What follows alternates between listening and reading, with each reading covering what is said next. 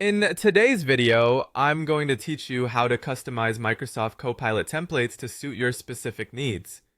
If you've ever felt that the default responses don't quite capture your voice or style, you're in the right place. We'll walk you through the process of accessing the settings, making the desired changes, and applying those changes effectively. So let's dive right in and get started. First and foremost, you'll need to open the Microsoft Copilot settings. This is your launching pad for the customizations we're about to make. As you access the settings, you'll notice that this area serves as the control center for your Copilot activities. From here, we can ensure our assistant not only helps us more efficiently, but also resonates more with our personal or professional style.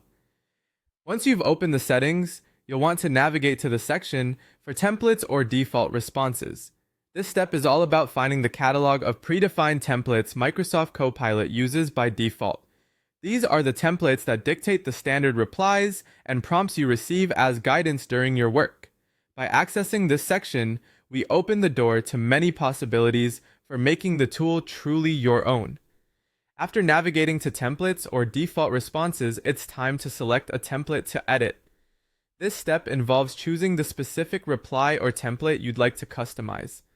Consider which aspects of Copilot you interact with most often. Perhaps it's the suggestions for writing emails or the prompts for coding assistance. Select a template that aligns with where you feel customization will provide the most value. Once you've identified a template, click or tap on it to enter the editing mode.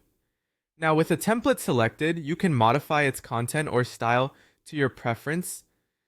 This is where you infuse your personality into Copilot's responses. Take this opportunity to use language or phrasing that you find more intuitive or that matches the tone of your brand or team.